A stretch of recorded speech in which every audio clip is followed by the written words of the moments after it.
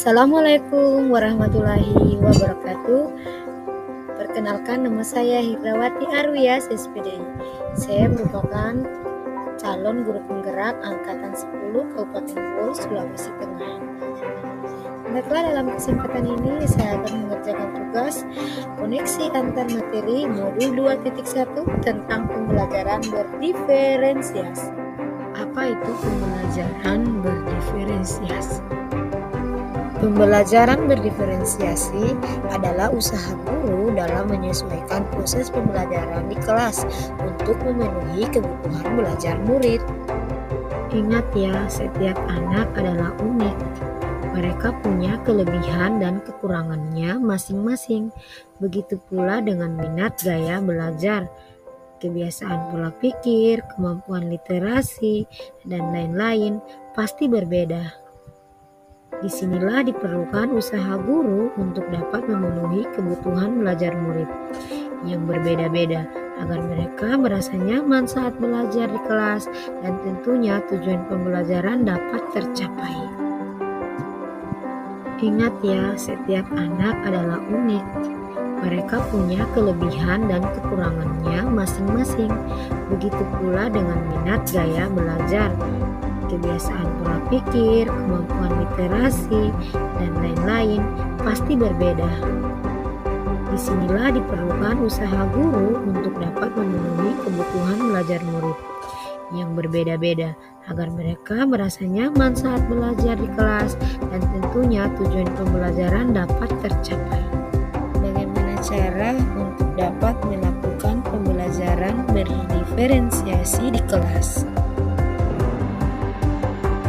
Agar dapat melakukan pembelajaran berdiferensiasi, guru harus memahami tujuan pembelajaran, selanjutnya mengetahui dan merespon kebutuhan belajar murid, menciptakan lingkungan belajar yang mengundang murid untuk belajar, melakukan manajemen kelas yang efektif, kemudian melakukan penilaian berkelanjutan. Berkaitan dengan kebutuhan belajar murid, guru harus memahami 3 aspek berikut. 1. Kesiapan belajar murid. 2. Minat murid. Kemudian yang ketiga, profil pelajar murid. Kesiapan belajar murid ini mengharuskan guru untuk menilai pengetahuan awal dan menentukan apa yang telah murid ketahui, di mana murid berada.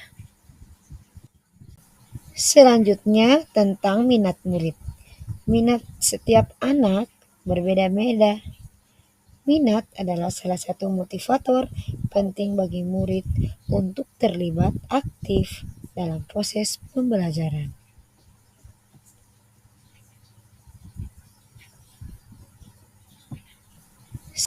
Adapun profil pelajar murid, yang pertama lingkungan, yang kedua budaya, yang ketiga gaya belajar, yang keempat kecerdasan majemuk. Kebutuhan belajar murid dapat diidentifikasi berdasarkan cara-cara berikut ini. Mengamati perilaku murid-murid, mengidentifikasi pengetahuan awal, mereview atau melakukan refleksi, berbicara dengan guru murid sebelumnya, membaca raport murid di kelas sebelumnya, melakukan penilaian formatif dan diagnostik.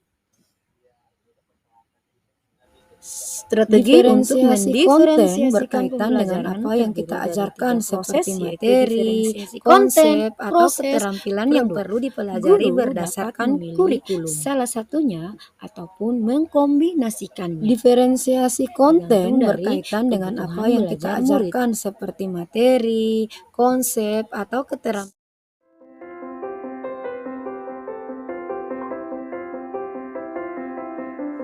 Diferensiasi proses, kegiatan yang memungkinkan murid berlatih dan memahami atau memaknai konten dengan cara membedakan proses yang harus dijalani murid.